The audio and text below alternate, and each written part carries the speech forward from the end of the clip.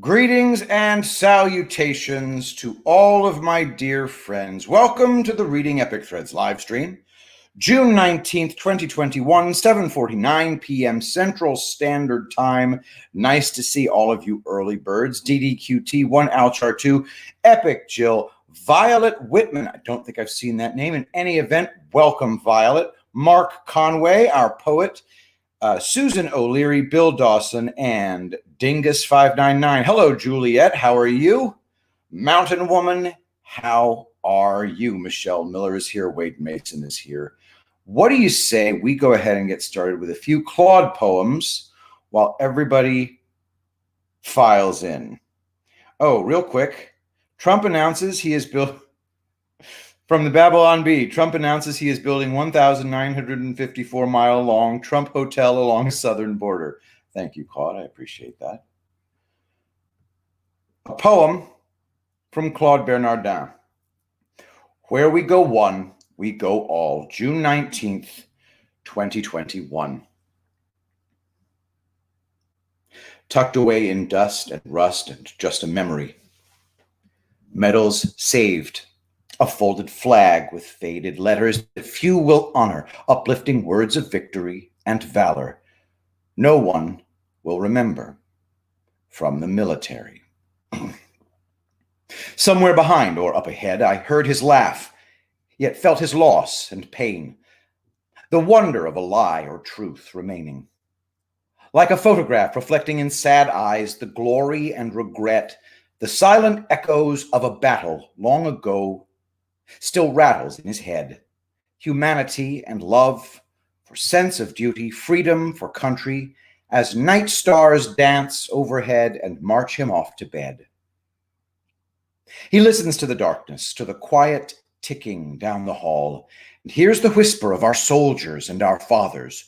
Where we go one, we go all.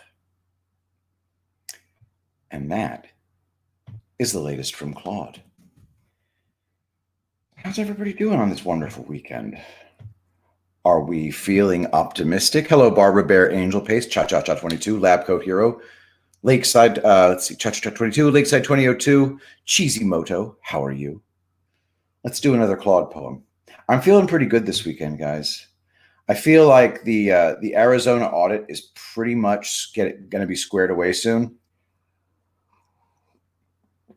And the results are going to be cataclysmic. Pennsylvania looks as if it's pretty much cast the die in favor of doing the audit in Pennsylvania, full forensic audit. It's all coming down, guys.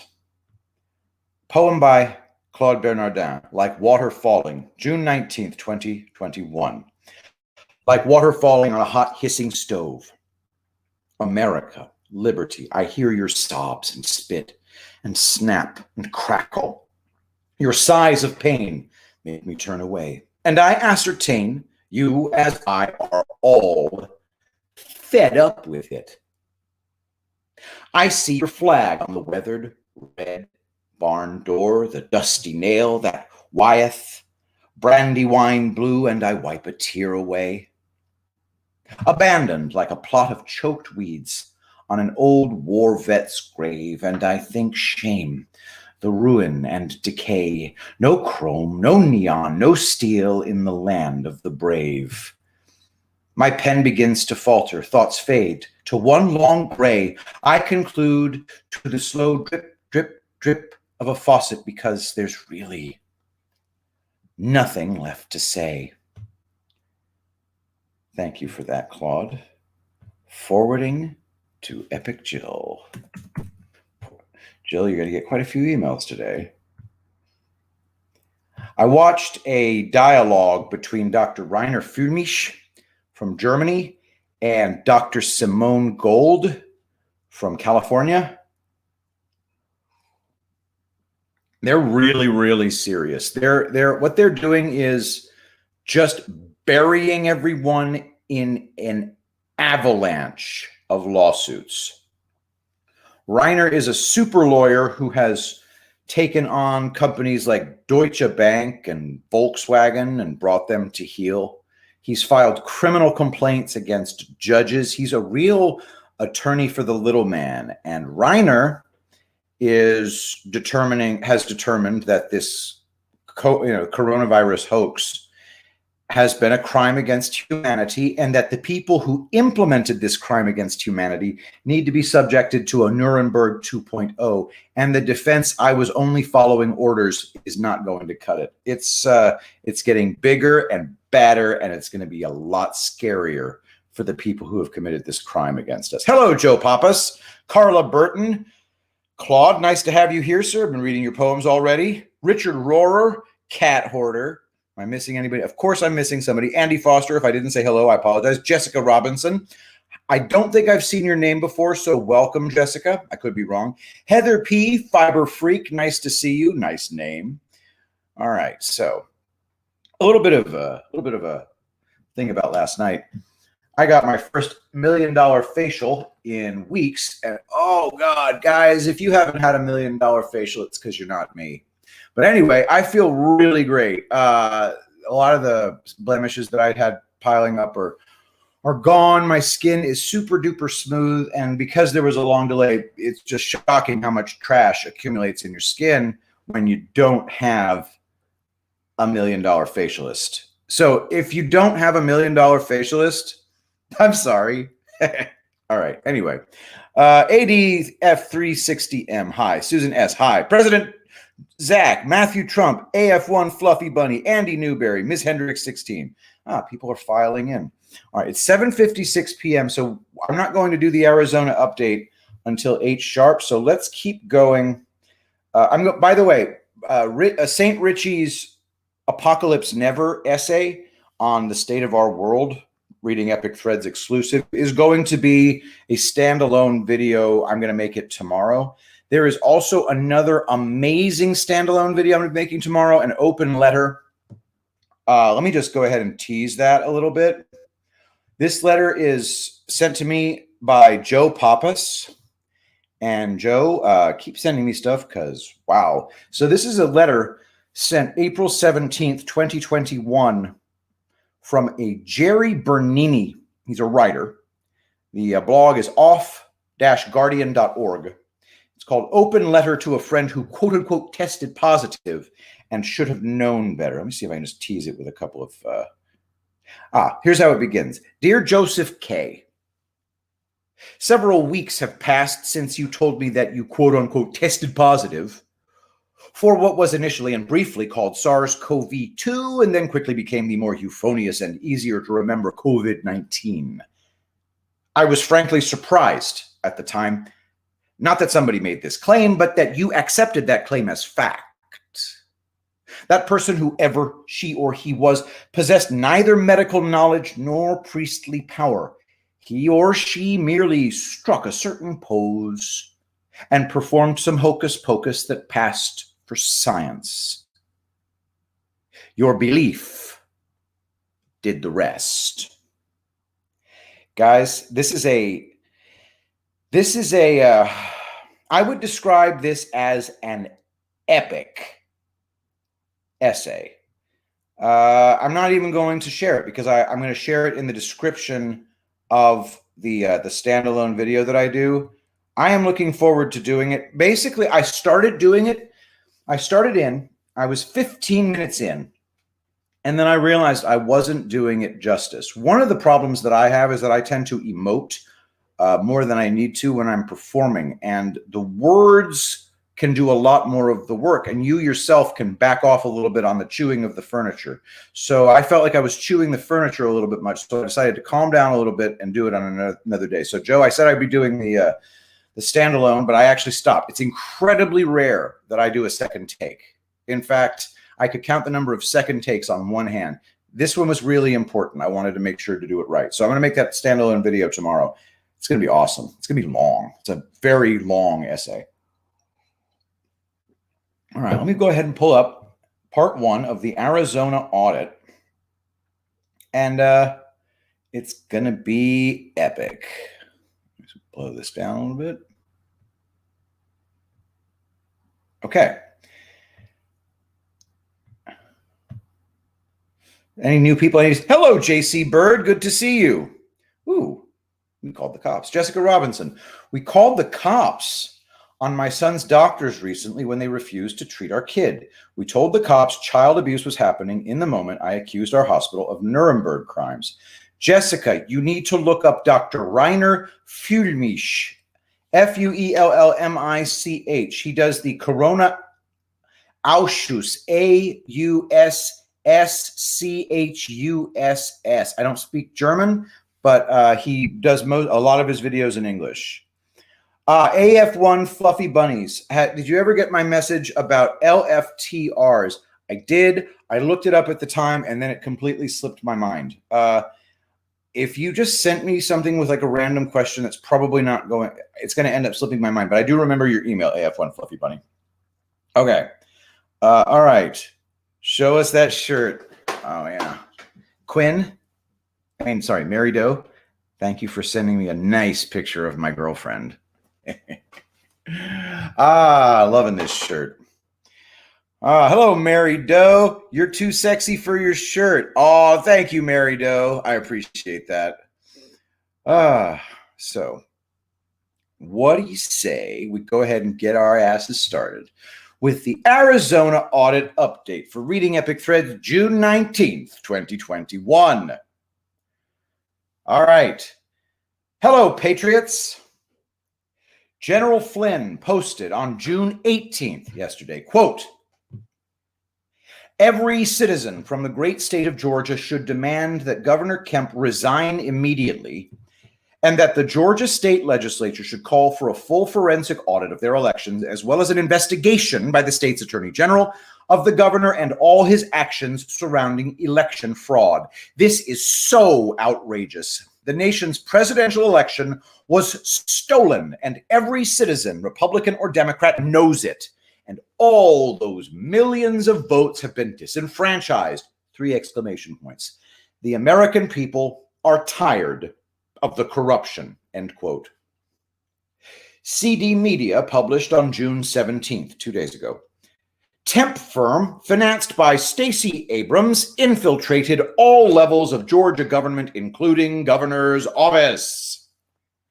Vernon Jones tweeted a comment, quote, Stacey Abrams, are you profiting by providing temporary workers to election offices across the country, including Fulton County, Georgia, via a company you have a financial interest in called Happy Faces? Check the box, yes or no. That's good stuff, Vernon. Matt DePerno tweeted, the radical left's talking points have officially been released tonight. Marxism is okay if it happens under capitalism. Liberty Over Watch Channel posted on June 17th, the outcome-altering importance of chain of custody. John Fredericks spells out how Trump will be proven the winner in Georgia per interview on the War Room. According to Georgia law and even Stacey's law, those 19,000 Dropbox ballots with no paperwork and no chain of custody should not have been counted or entered into the system. They should have been converted to provisional ballots until documentation was provided to formally authenticate them. That never happened. Biden, Ossoff, Warnock received 90% of the mail-in ballots in Fulton County.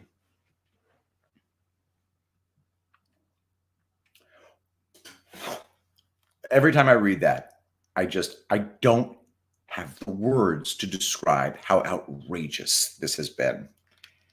Had Ossoff received just 9,000 fewer votes on November 3rd, Perdue would be in the U.S. Senate today. There would not have been a runoff election, and Trump would have won Georgia's 16 electoral votes. This is before any consideration of the alleged 30,000 fraudulent votes in Garland Favorito's voterga.org case. There are approximately 333,000 absentee ballots in Georgia with no chain of custody records. And they end their tweet by asking, where are the chain of custody records for Maricopa County? Jordan Conradson published on June 18th, yesterday, Stacey Abrams' nonprofit group, Fair Fight Action, is contacting voters all over the country, urging them to call their senators and pass S1, which will require states to permit voters to register on the day of a federal election, including during early voting. An Arizona resident received the following text message and passed it on to the Gateway pundit. Unknown name texts to Rosa Maria. Hi, Rosa Maria. This is Joanne, a volunteer with Fair Fight Action, the voting rights org founded by Stacey Abrams. It's all hands on deck to protect Arizonans' freedom to vote. Will you call both your U.S. senators at 888-453-3211 now to ask them to do everything they can to pass S1, the For the People Act?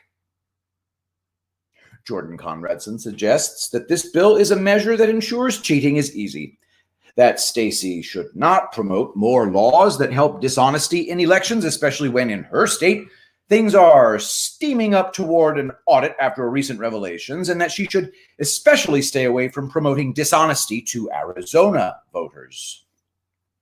2. Matt DePerno tweeted based on an article by Gateway Pundit, quote, fraud alert, Jocelyn Benson, Secretary of State of Michigan, is the current co-chair of the NAS Elections Committee. NAS received donations from voting machine companies, ballot printing companies, Zuckerberg's nonprofit, as well as Hillary-related nonprofit in 2020. NAS is the National Association of Secretaries of State, founded in 1904. From the NAS website, quote, the nation's oldest nonpartisan professional organization for public officials. Their What We Do reads, quote, NAS serves as a medium for the exchange of information between states and fosters cooperation in the development of public policy. The association has key initiatives in the areas of elections and voting, state business services, and state and heritage archives. What's heritage archives? Whatever.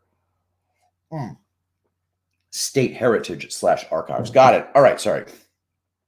3. Louis Gohmert pressed Chris Wray, quote, so if there were federal agents involved on January 6th, all we really need to know is what the FBI knew and when they knew it. Darren Beatty commented, quote, another congressman joins the call. Was 1-6 an intel failure or an intel setup? Red Voice Media published on June 18th, quote, more and more questions are arising around the Federal Bureau of Investigation. Many are saying we need more transparency, as it is reported that they have 14,000 hours of surveillance video from the events of January 6th that they have yet to release. They included the question from the interview Steve Cortez had with Matt Gaetz. Quote, we paid for these cameras. We own the building, the Capitol, the taxpayers of the United States. Is there any legitimate reason to not give immediate public access to all these tapes? Matt Gaetz responds, quote, absolutely not. And the FBI clearly doesn't have objections to selected releases of video and images from these days, but it begs the question, why is there not more transparency? What did the FBI know and when did they know it? That's one legitimate question. But as you point out in your introduction, the question of whether or not the FBI animated some of the criminal conduct is one that is far more grave. You talked about the Detroit situation with Governor Whitmer. The very same FBI personnel who orchestrated that operation end up in Washington, D.C. at the headquarters. And so it's reasonable to ask whether or not the FBI has engaged in a playbook where first they infiltrate an organization and then they try to bring that organization to the point of criminal conduct as a mechanism to try to bring it down.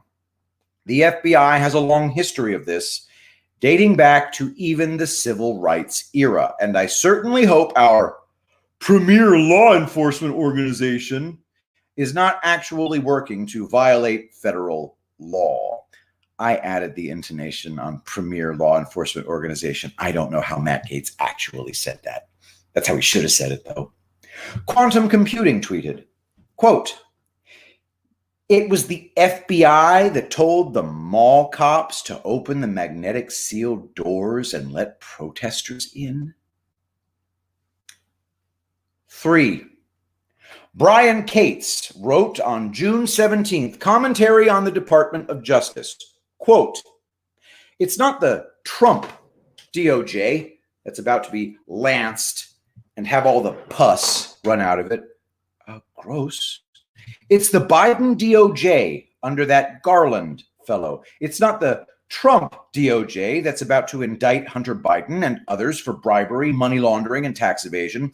That's the Biden DOJ that's going to do that. It's not the Trump DOJ that's about to lower the boom on a bunch of congressional leakers of classified national security material. That would be the Biden DOJ. And lastly, Durham makes his next moves while Trump is supposedly sunning himself and playing golf as a private citizen in Florida. Buckle up. And he added, oh, and I forgot something. All the shit Epstein and Maxwell were involved in with their still secret co-conspirators is going to come out when she goes to trial this November under the Biden DOJ, while Trump is running around the country having a blast holding rallies. He ended with a colon and a right side parenthesis, a smile. So Trump is isolated, safe. Brian adds more. And the entire time, Schiff and other congressional leakers of classified material were targeting Nunes and others with their criminal leaks.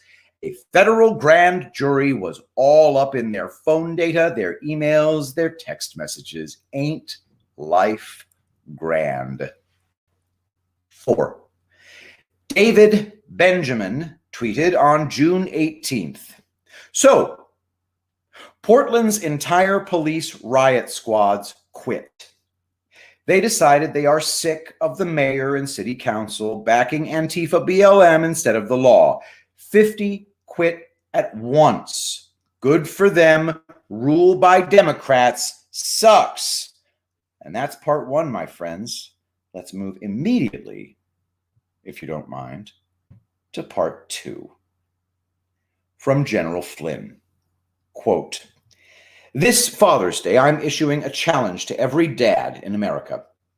If you are a student of American history like me, you have heard President Reagan's many references to America as a shining city on a hill.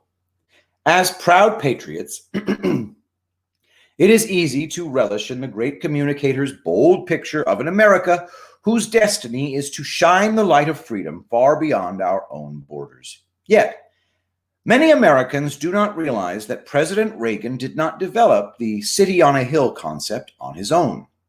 The great Puritan John Winthrop had a vision for the new world to be a city on a hill. He famously cast this vision in a sermon delivered before he ever stepped onto American soil. His inspiration came from the 5th chapter of Matthew's Gospel, which charges that ye are the light of the world.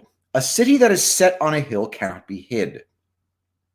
As governor of the Massachusetts Bay Colony, Winthrop lived out his vision and many other colonies followed suit. America grew into her independence and quickly became a beacon of freedom to the rest of the world, just like Matthew wrote, just like Winthrop envisioned, and just as Reagan acknowledged. Our nation's role as a city on a hill has a rich heritage worth being proud of. However, it is important to note that the challenge of being a city on a hill is not a vague allusion to some watered-down idea of good living. It is a clear and direct call to action. As Winthrop preached, we are entered into a covenant with the Lord for this work. We have taken out a commission. If we shall neglect the observation of these articles, which are the ends we have propounded, the Lord will surely break out in wrath against us and make us know the price of the breach of such a covenant. Winthrop believed that the settlers of the Massachusetts Bay Colony would be held accountable for their calling to be a city on a hill. That burden is still in effect. Yet today's America has a serious lack of accountability. A loving father or mother will hold his or her children accountable for failing to meet expectations. Why should our loving Heavenly Father turn a blind eye as America falls short of its calling? The world is still watching us. Yet, accountability does not start on a worldwide level. It starts with you. The great abolitionist Frederick Douglass is often quoted as having said, "It is easier to build strong children than to repair broken men." This Father's Day, it is my challenge to fathers everywhere to be man enough to accept accountability for the rearing of your children. Invest yourself in a treasure without price, and the dividends will be without end. If America is to continue to be a shining city on a hill, your home must be a shining beacon in your community. Accept accountability. Set an example worth following, and trust in the power of God Almighty to be your strength in trouble. God bless America. 2. John B. Nevin published on June 17th in the Undercover DC, the Lindell v. Dominion / Smartmatic Exhibits Breakdown, Part 4. Among my people got it from Patrick Byrne, who described it as a Moab. I've noticed I support Patrick Byrne on Locals. He describes literally everything as a Moab, but let's see. Quote, "The Lindell v. Dominion Smartmatic case was filed on June 3rd, 2021. Part 1 of this series covered Exhibits 1 through 4, Part 2, Exhibits 5 through 7, Part 3, Exhibits 8 and 9, and an article focused solely on Exhibit 12, Data Packet Breach Forensics. This article covers the remaining exhibits 10 through 17. Quote, Exhibit 10, Maricopa County Audit Press Release. Exhibit 10 is a screenshot of a press release from Arizona Senate Republicans from March 31st, 2021, that announces the hiring of a team of auditors to review the 2020 election in Maricopa County. It calls them independent, and the expected audit transparent, comprehensive, full, and forensic. It describes an audit that will, quote, validate every area of the voting process to ensure the integrity of the vote, with a scope including, but not limited to, scanning all the ballots, a full manual recount, auditing the registration and votes cast, the vote counts, and the electronic voting system. The press release gives names, descriptions, and information about the private sector organizations who comprise the audit team: Wake Technology Services, Inc., Cypher LLC, and Digital Discovery, all to be led by cyber ninjas. It describes previous involvement by Cypher in forensic support for an International Monetary Fund bank fraud case in 2015, and by members of Wake Technology Services in past state hand count audits, as well as a 1994 election fraud case with the FBI. A report detailing all findings discovered during the assessment is promised in, quote unquote, about 60 days. The press release says Senate Republican leadership will not be directly involved, and members do not expect to comment prior to the release of the report. Exhibit 11, cease and desist letter sent to Arizona Audit Cyber Forensics Team.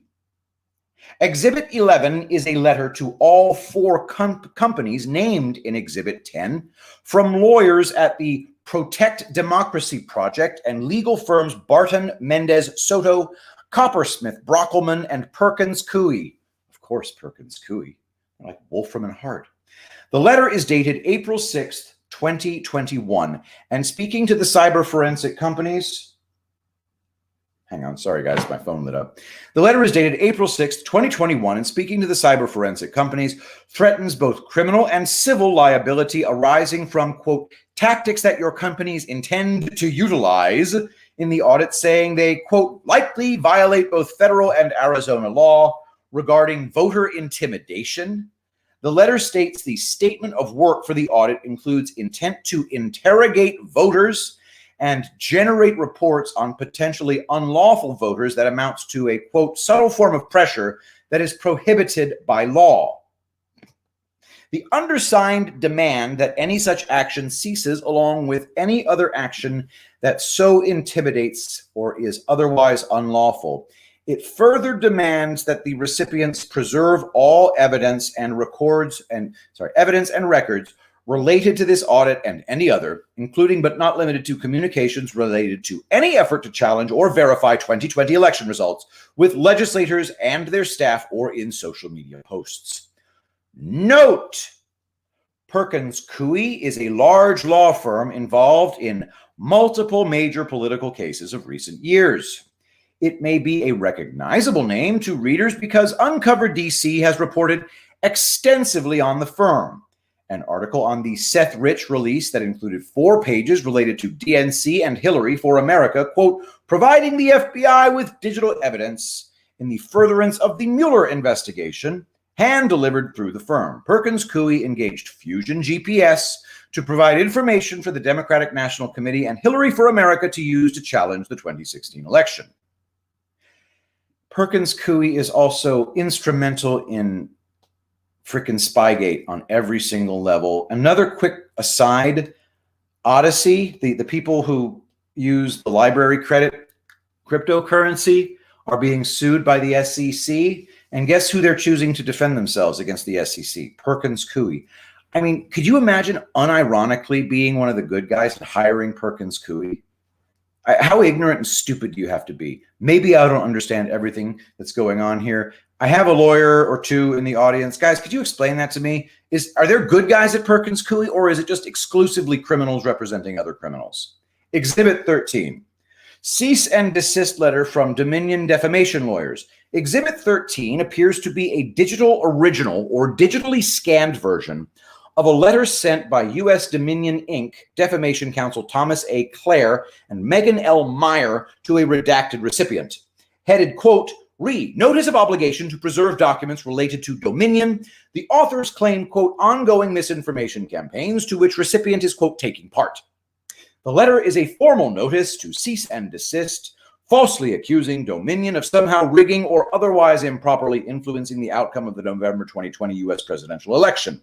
The letter aims to make the recipient aware that Sidney Powell and various media entities had been sent retraction demands for their myriad defamatory and conspiratorial claims about Dominion.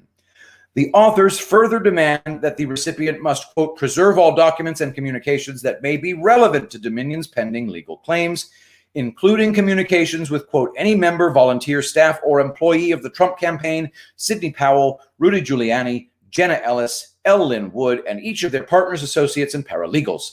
Every reporter, editor, blogger, host, or other members of the media about Dominion or the November 2020 presidential election. I think Jenna Ellis is working for the other side and always was. Do not trust that nappy little hoe. Exhibit 14.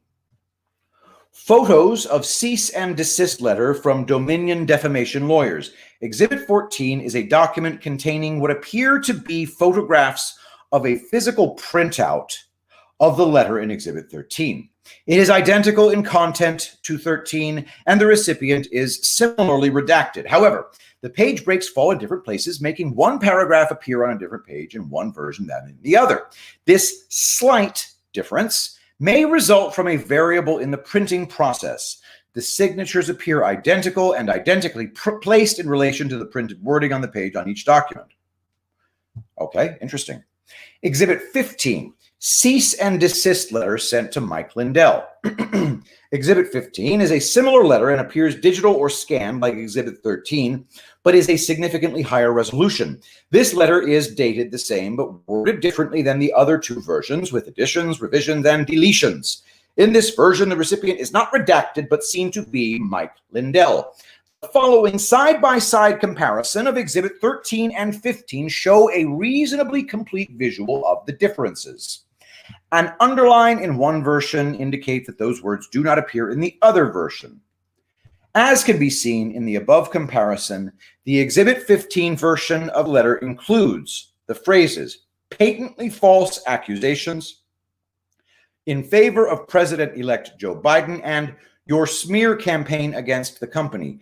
It also includes the sentences, despite knowing your implausible attacks against Dominion have no basis in reality, you have participated in the vast and concerted misinformation campaign to slander Dominion, and recently you have positioned yourself as a prominent leader of the ongoing misinformation campaign. All of these do not appear or appear differently in the first two versions.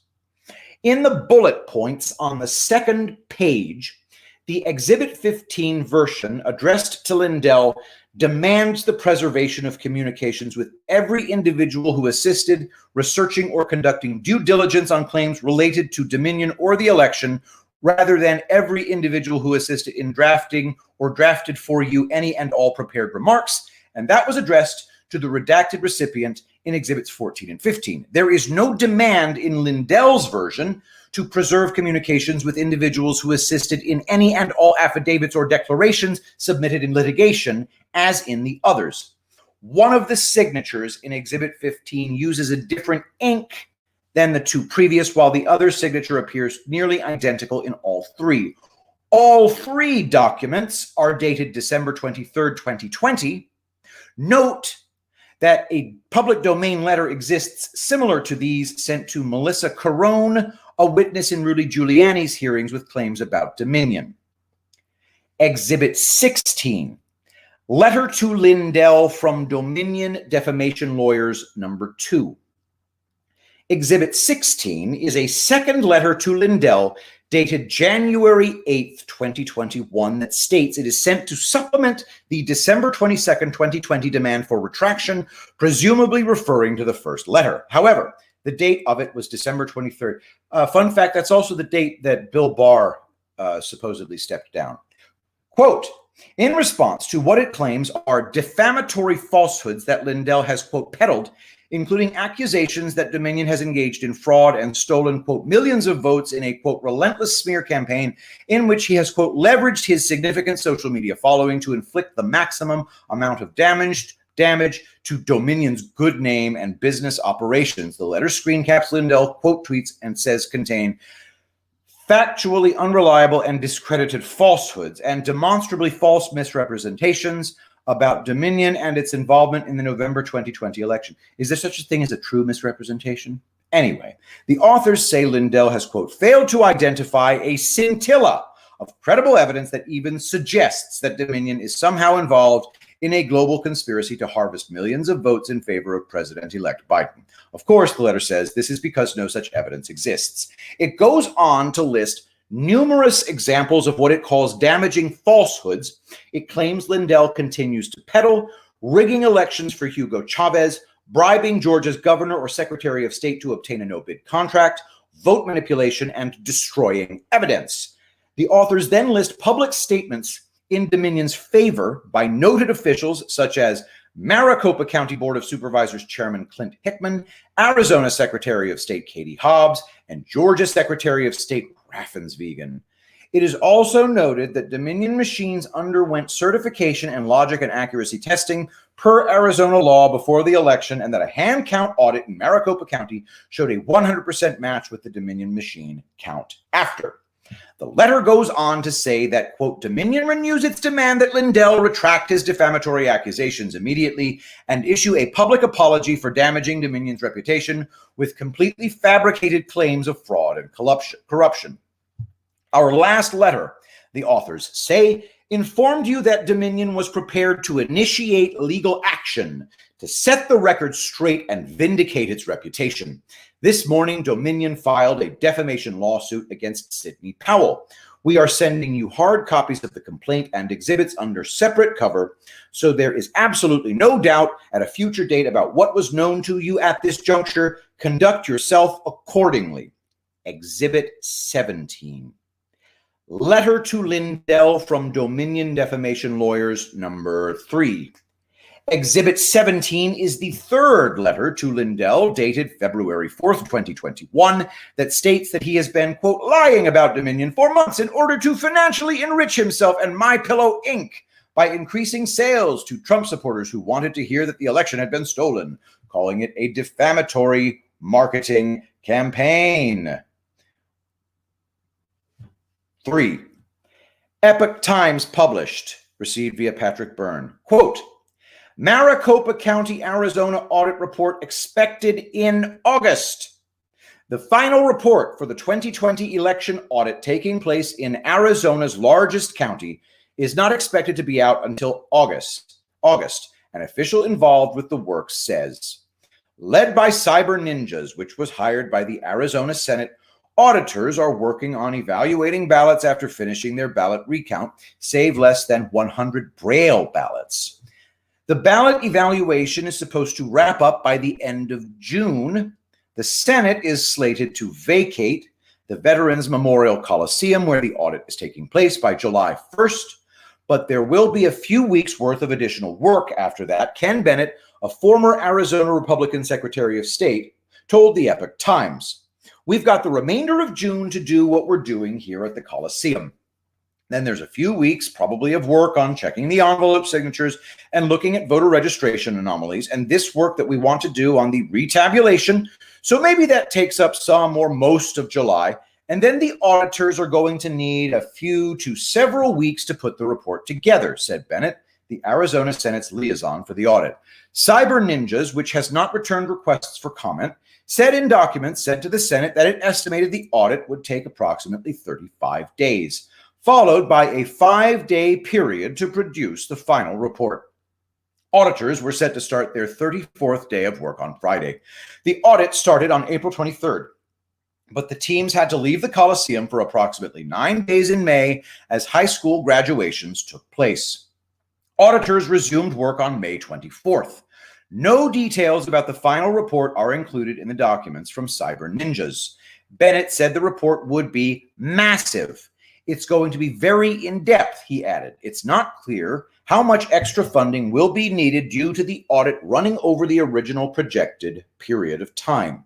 Private money is helping fund the audit. Arizona lawmakers are waiting for the results of the audit to inform future election-related bills. It'll be our duty to act in whatever way is appropriate," State Senator Wendy Rogers, a Republican, told the Epoch Times this week.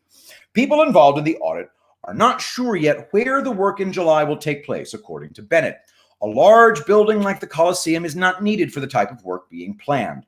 Randy Pullen, a former Arizona Republican Party chairman who is acting as a spokesman for the audit, told reporters at the Coliseum that data from the election machines will be analyzed in Washington at the offices of Cypher, a subcontractor working on the audit. Some data will be reviewed at the Cyber Ninjas offices in Florida.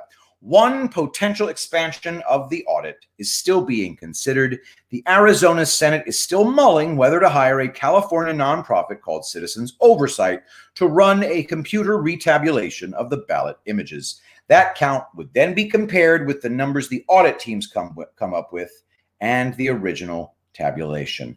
And that is the end of the audit update, my dear friends.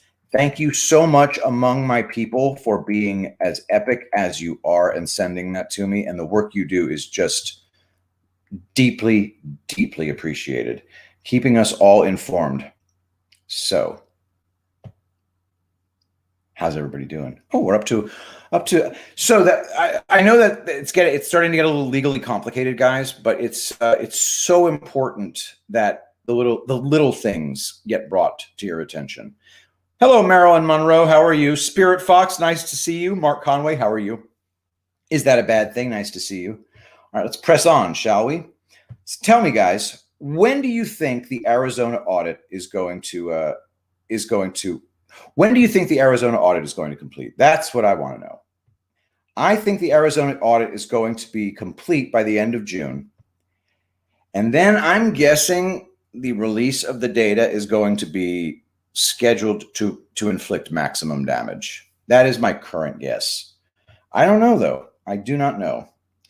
All right. Hang on one sec. All right, so let's move on to the next piece of stuff. From Special Ops Kim, lie versus truth. According to a 19th century legend, the truth and the lie meet one day. The lie says to the truth, "It's a marvelous day today." The truth looks up to the skies and sighs, for the day was really beautiful. They spend a lot of time together, ultimately arriving beside a well. The lie tells the truth. "The water here is very nice. Let's take a bath together." The truth, once again suspicious, tests the water and discovers that it is indeed very nice. They undress and start bathing. Suddenly, the lie comes out of the water, puts on the clothes of the truth, and runs away. The furious truth comes out of the well and runs everywhere to find the lie and get her clothes back. The world, seeing the truth naked, turns its gaze away with contempt and rage. The poor truth returns to the well and disappears forever, hiding therein its shame. Since then, the lie travels around the world dressed as the truth, satisfying the needs of society because the world, in any case, harbors no wish at all to meet the naked truth. The world-famous painting, The Truth Coming Out of the Well, Jean-Léon Gérôme, 1896. Ooh, whoa! Okay, so I'm going to show this painting to you guys because it's haunting. You got to give me a second, though. This is the lie coming out, the truth coming out of the well.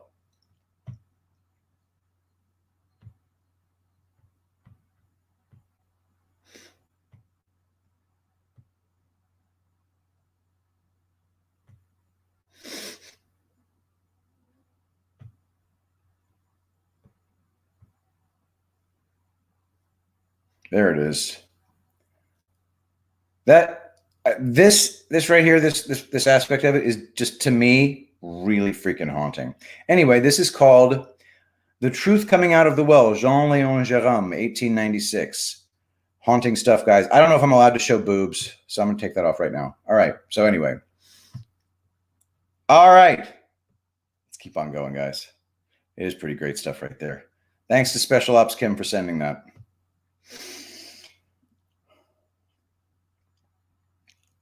FBI, Special Ops Kim. From Julie Kelly, prosecutors and judges have lied in court about fatalities related to January 6, argued that denying legitimacy of 2020 election makes one a danger to society, and agreeing to pretrial detention for nonviolent offenders with no criminal record because, quote, insurrection. What a joke. You can tell the difference between pundits who have not listened to one hearing or read any detailed charging docs related to January 6th because they think the prosecutors and judges are acting with integrity. Zero heavy lifting and DOJ apologists. Vaunted federal prosecutors and judges are destroying people's lives via a laughable conspiracy case against Oath Keepers who carried no weapons, attacked no one, vandalized nothing. They were in the Capitol for 20 minutes and took selfies. Glenn Greenwald. I'm a little unclear about this massive CNN, NBC, Washington Post freakout today about questions regarding FBI infiltration of the groups behind January 6th. DHS has been warning for 2 years that they pose the greatest threat. Do people doubt that FBI infiltrated them and had informants in them? Greenwald continues, the FBI had at least one informant in the group charged with the plot to kidnap Governor Whitmer. They constantly used informants/infiltrators to steer plots from the first war on terror. Why are people so doubtful that they had informants in these groups? I can't even count how many quote-unquote terror plots I reported on as part of the first war on terror that were designed, driven, and even funded by the FBI, but it was a lot. They instigate their own plots, then congratulate themselves for stopping them. The left and even liberals had a good healthy dose of skepticism about claims, actions, and motives of the FBI and CIA.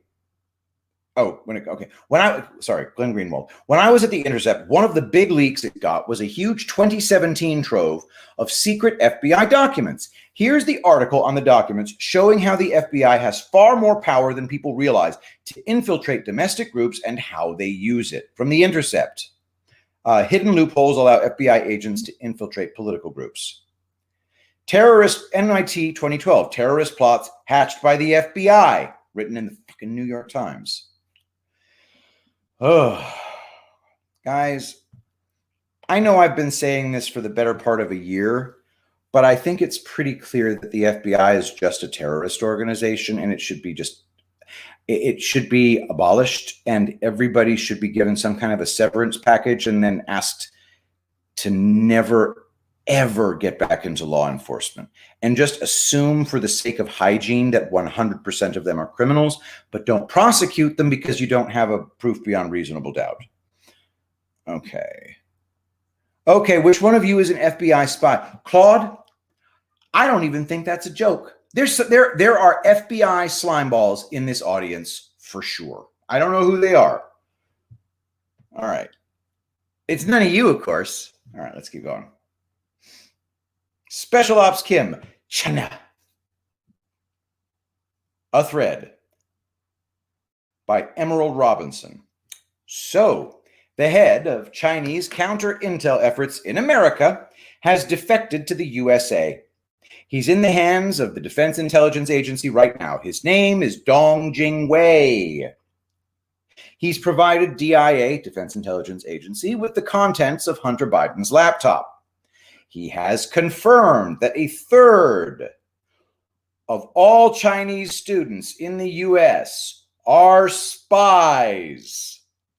According to multiple media outlets, this high-level Chinese defector gave info to the DIA. 1. Financial records on U.S. government officials and business people who took money from the Chinese Communist Party. 2. U.S. citizens who gave intel to China. 3. Names of Chinese spies currently in the USA. According to Town Hall and Red State, Dong, quote, has extremely embarrassing and damaging information about our intelligence community in the data he has given to DIA. CCP defector Dong, I'm never going to get sick of his name, has also provided DIA with 4. Early studies on COVID. 5. Computer models of how COVID would spread and damage assessments to USA and Western nations. 6. Financial records of orgs that funded COVID and other bioweapons research. According to Red State sources, this defector, quote, has the rest of the intelligence committee in the USA and the law enforcement community scared shitless. Obviously, this should be one of the top stories in the US media today. Link, redstate.com. Link to some other state.com. freebeacon.com.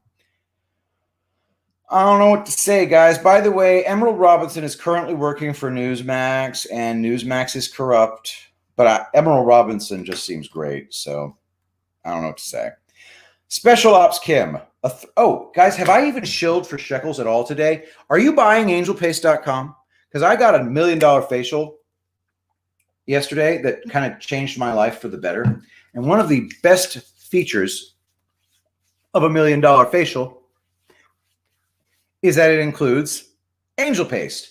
And I need to put on angel paste twice, maybe even 3 times a day onto my face to give my skin the supple appeal that it has grown to accomplish even in my 40s. But in addition to the fact that it's made from completely non-toxic, no preservatives, plant-grade food oils, it also has natural fragrances that will blow your mind. Like yesterday, Barbara introduced me to a new scent called Plumiferia. I don't remember what it's called. Anyway, I accused her of making it up, but there are lots and lots of new scents. And one she did was strawberry, which is what my new sugar scrub smells like. So don't forget to get your hands on the sugar scrub, get your hands on the special cleansing spray, and get your hands on Angel Paste Miracle Cream.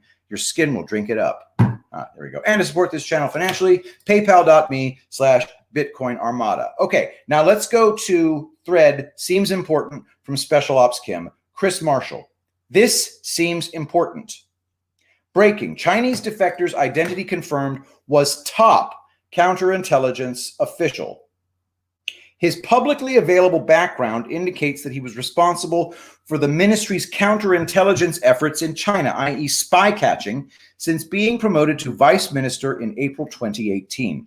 If the stories are true, Dong would be the highest level defector in the history of the People's Republic of China. Okay, that does seem important. Not only does Dong have detailed information about China's special weapons systems, the Chinese military's operation of the Wuhan Institute of Virology and the origins of SARS-CoV-2, and the Chinese government's assets and sources within the United States, Dong has extremely embarrassing and damaging information about our intelligence community and government officials in the terabytes of data he's provided to the DIA. All right, good stuff. Still going. Names of U.S. citizens who provide intel to China. I'm just going to say, guys, every single person who can be proved beyond a reasonable doubt needs to be charged with treason and prosecuted to the fullest extent of the law. And he's got information on Hunter and Joe. This defector has the rest of the intelligence community and the LEO and the law enforcement community scared shitless. Okay. Next, a thread from Slag, thanks to Special Ops Kim. A thread for MMA InfoWarrior 2020. You asked, would love to see some posts from you on CWP drills for active shooter. What is CWP? I don't know what it stands for. All right, whatever. To which I say to that, yes, ma'am. First, who am I? Am I a shit hot, high speed, low drag Mac VSOG operator? I don't know what that means. Nope. I'm a person who has not served in the military or on a police force. What I am is a concerned citizen who carries a gun to protect himself and his family. What I am is someone who has researched use of force laws and has learned what the rules of engagement are for the use of deadly force. I've also learned the precursors to criminal attack, so if I see something bad coming, I can get the hell out of its way. Patience drills. How do we practice for something like this? There are two main drills to practice. One, reacting to gunfire at ground zero. Two, precision marksmanship at 50 yards. Let's start with drill one. Have a partner set up 5 IPSC targets downrange at 7 yards and have a cardboard silhouette of a rifle painted black. Start with your pistol concealed and facing away from the targets. Have your partner put a rifle cutout on one target. When ready, have your partner yell up. You must turn, get off the X, fast sidestep left to right. The intent is to try to avoid incoming fire. Draw and shoot 5 rounds to the chest and 3 to the head as fast as you can. Stop, scan, assess, and repeat the drill. Try for 6 seconds or less. 3 seconds would be outstanding. The AS target will obviously change position each drill, and these targets should be placed at different distances if possible. Drill 2. Drill 2 simulates happening upon the AS during your escape. Start with an IPSC target at 50 yards from your shot position. On the up command, you sprint 20 yards towards the shooting position, draw, and shoot from a supported position, from cover if possible. A VTAC barricade or the bumper of a car work well for this. Also practice firing from prone, sitting, kneeling. Only A zone hits count. Anything else is a fail. Try to engage the target within 5 seconds of reaching the shooting position. You'll have to assume a supported position and fire within that time. We practice this drill at 50 yards because a closer precision shot will be easier. These drills will be difficult, but so will the real thing. One thing we won't have will be people running around. One way to simulate that is to have your partner yell off or something else fast to say that simulates a no-shoot condition, like a person running into the line of fire. Attack precursors. The best way to begin preparing for this is to buy the book Left of Bang by Patrick Van Horn and Jason A. Riley. Read that book and then read it again. It's the best resource I've ever found that teaches awareness. That being said, how do we look for an active shooter? Behavior. Alone, standing still, not talking to anyone. Looks around at people, not stores. They quickly dart their head around. They have the 300-yard stare. They look like they're nervous or afraid, sweating despite air conditioning. They have a bag or a bulky coat. Until you see the weapon, You can be suspicious, but not sure. What you can do is leave the area immediately and call 911 or get ready to draw and fire. Let's take another. We're at work. We work in an office environment. What do we see? We see people working at their desks, attention focused on the phone, the computer, or papers. We see people walking to meetings. We see somebody operating the copy machine. We see 3 coworkers talking at the coffee machine. This is what LOB calls the baseline. For example, Left of Bang, it's a book, calls the baseline. For example, we see a person. Okay, so we see, okay, it's a picture. Sorry, what am I seeing? I don't know what I'm seeing in that picture. I'm sorry, I'm not even going to show it. All right. If you see this, time to take that early lunch break. If there's corporate security or the business owner that can be contacted, now's the time. It could even be a simple hi. Bob is acting really nervous and upset. I think something is wrong. Can we get him some medical attention? This can always be changed to 911. Holy shit, he's got a rifle. I'm at X and X business later. One more. We're at a city park. What do we see? Families playing on the lawn, kids playing on the playground, moms watching them. Kids running to the ice cream truck, parents lagging behind. This is what Left of Bang calls the baseline. For example, we see a person. Okay, let me see the person. All right, all I see in the photo is just a dude pushing kids on a swing. One more, okay. In all of these cases, if you have a CCW, concealed carry weapon, and are armed, you must be aware of what's behind the active shooter if he forces you to fire. Firing at the direction of the playground would be a bad idea. Can you move so you're shooting into a wall? Would getting up on the play equipment help? To practice this, imagine an active shooter next to a fixed object, a trash can, for instance. If you had to take a shot in the next 5 to 10 seconds, where would you want to go? Is there a position close by that would be better, safer to bystanders? When out with family, teach them the methods in Left of Bang. When I carry, there's a standing rule I have with my wife. Either of us can call a let's go audible and we go. No questions asked. After we are in a safe spot, the one who called the audible explains to the other what they saw and why. This helps and gives you a second pair of eyes. You're going to find that you'll start noticing things besides potential active shooters. You'll start noticing criminals. You'll start noticing child molesters. You'll start noticing who the dominant partner is in a couple. You'll notice amazing things that were hidden from you before, all from observing behavior. Again, this just scratches the surface of this topic. The book goes into much more detail. I hope this was of interest. And that's the latest thread. My dear friends, how y'all doing? How's everybody's Saturday night? Sure is nice of y'all to join me on a Saturday night when you could be out at a bar or whatever it is that people are supposed to do on Saturday night. I don't do any of those things anymore. I sure used to. Yeah, guys, we got a lot to talk about in the next few days. I've got my rally with Jackson Lahmeyer and General Flynn coming up next Saturday. That's going to be freaking awesome. It'll be in Norman, Oklahoma. If anybody lives in that area, please join me. I will be at the hotel. I'm probably going to end up being at the hotel for 2 nights. So if you want to support that trip and future trips, go to paypal.me/Bitcoin Armada. Paypal.me/Bitcoin Armada. Sharon Hanks says, pray for discernment. Absolutely, Sharon. Very, very good point. All right. So I'm going to hang with Flynn. That is exactly right, Cheesy Moto. I will get the Q coin to him, my friends. Yeah. Is a rainy Saturday evening? Yep. I'm not getting any rain here. It's just freaking heavy.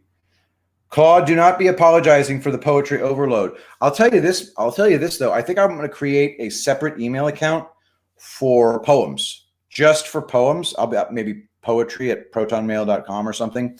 We'll figure it out. But I need to have an extra bucket for poems because this is a great place for reading poems as well. All right. Hello, Nosy Rosie. Next. Bear with me, guys. Okay.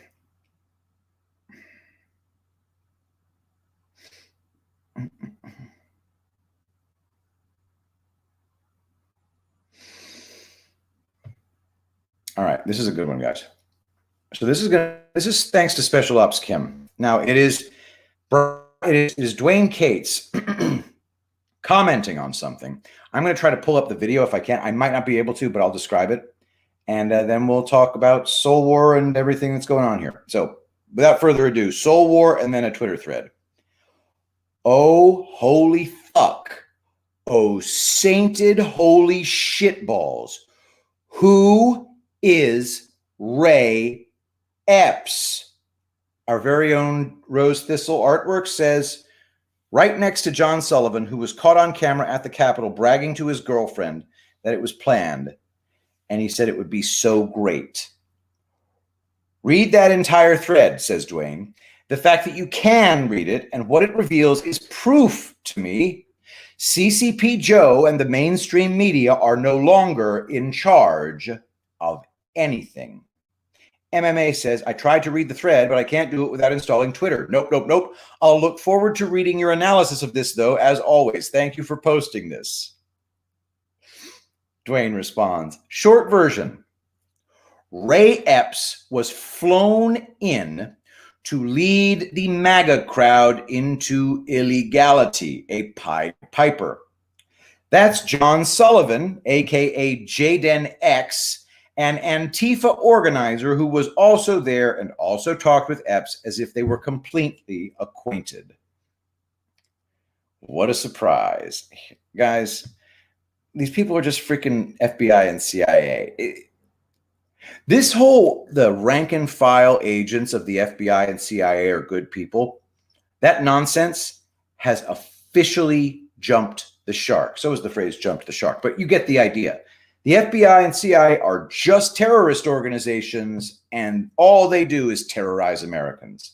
Breb Corleone posts on Twitter, on January 5th, the night before the infamous January 6th Capitol event, this Fed was caught on camera encouraging the crowd to raid the Capitol on the next day.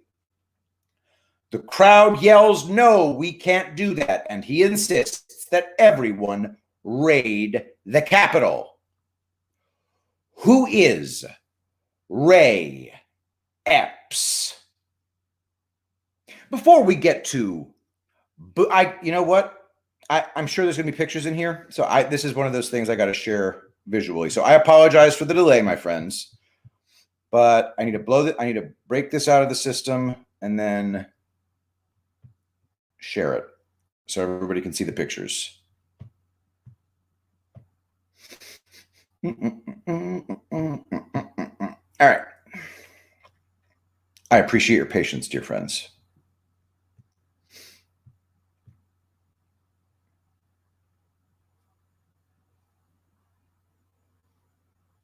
Oh, so here's your boomer Fed, and here's the Antifa scumbag. He's awfully well groomed. I bet you he's just CIA. All right. The crowd yells, no. Who is Ray Epps? Before we get to boomer Fed, Mr. Epps, would you look who makes an appearance? What are the odds we get a cameo from our dear friend and Fed Antifa provocateur, John Sullivan? John Sullivan, Ray Epps. Feds sweating on the boards tonight. Arizona, you say? Arizona man went to Washington for day of Capitol riot, appears to talk about plans in video. Let's see.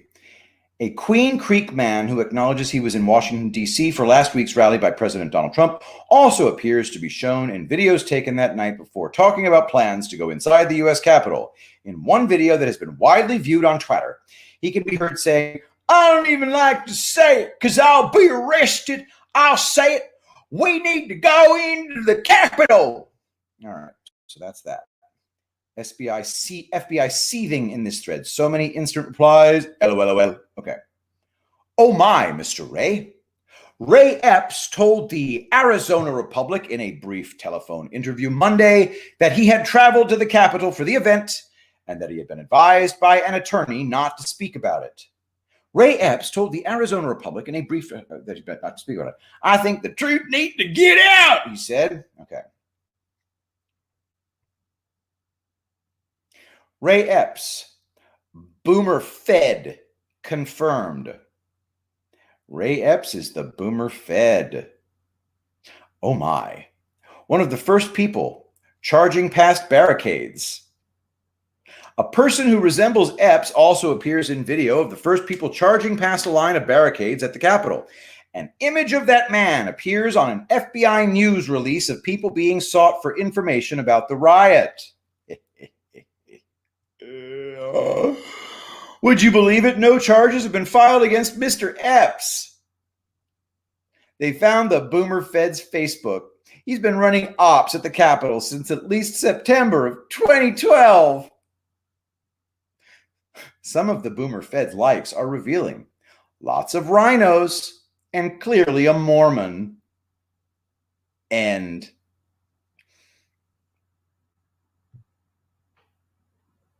I have no words. Okay, so we know that our government is not a government, but just a bunch of criminals. All right. Rank and file is a phrase for morons. I love it. Thank you, St. Richie. Legal counsel for Epps, Perkins Coie. That I don't know, but it's a damn fine guess. I don't know what to say, guys. The Boomer Fed. The fucking Boomer Fed. So basically, this guy's only job is to terrorize Americans. Isn't that awesome? I tell you. Oh, whoa, hello. I'll tell you. Anderson Cooper interviewed him, then realized he was lying about MAGA. Then it all got swept under. Cheesymoto, my email address is pgunnels@gmail.com if you'd like to flesh that out for me and provide me with supporting documentation that'll lead to me reading an epic thread. All right. So you know what, guys? Let's talk about this. It is Saturday night. It's 9 p.m. I'm going to try to get to bed early. So if you haven't already, please go to angelpaste.com. Use promo code Shapiro and get yourself a bottle of the very best lotion that has ever been invented on the planet.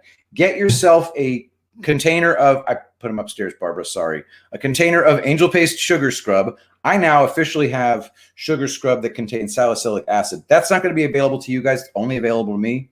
But, so sorry.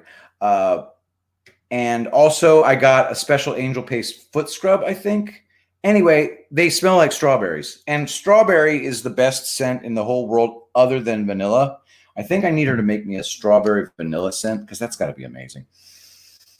Oh my God, vanilla rose is the best though. Obviously the best. So anyway, all you wonderful people, thank you so much for joining me. I will be here again tomorrow night on Father's Day. So just pointing that out. If you want to join me on Father's Day, that'll be great. I'm going to make quite a few standalone videos tomorrow as well. So make sure to check those out on Odyssey. If you're not on Odyssey yet, the interface is improving by the day. Odyssey is going to be the thing that takes it all over. ODYSEE.com. Follow me at Reading Epic Threads on Odyssey. Link in the description to join me on there. It is the place you need to be. It is where every single one of my videos will always be available. I will never take it down. Ooh, one more quick thing. Let me see if anybody had anything to say in the Odyssey live stream chat.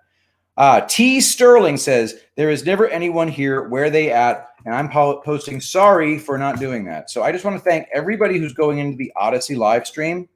T. Sterling for donating, Hungarian, Enzo, Moron Mama, all you people who donate on library tokens. So Moron Mama is a really great little library token donor. JC Bird, Jillian Reese, somebody else, Spirit Fox, Telemachus, Sudan, my very biggest donor of library credits, 5 library credits. That's like, that's like 50 cents, but it doesn't really matter because library credits are going to spike in value by 100x, I think, but that's just it. So those of you who are in the Odyssey live chat, I really am going to start making an effort to go in there and say hi to you just to get you guys to join me there. So sorry for being I mean, they were still working out the kinks when it comes to live streaming, but still, it's important. All right, everyone, have a wonderful evening. Don't forget to go to angelpaste.com, use promo code Shapiro, get your Q coins from JamesMG at Verizon.net, and let's pray. Saint Michael the Archangel, defend us in battle. Be our protection against the wickedness and snares of the devil. May God rebuke him, we humbly pray. And do thou, O Prince of the heavenly host, by the power of God, cast into hell Satan and all evil spirits who prowl about the world seeking the ruin of souls. Amen. Thank you so much for being here. I love you all, and I will see you tomorrow. I will be the greatest president that God ever created.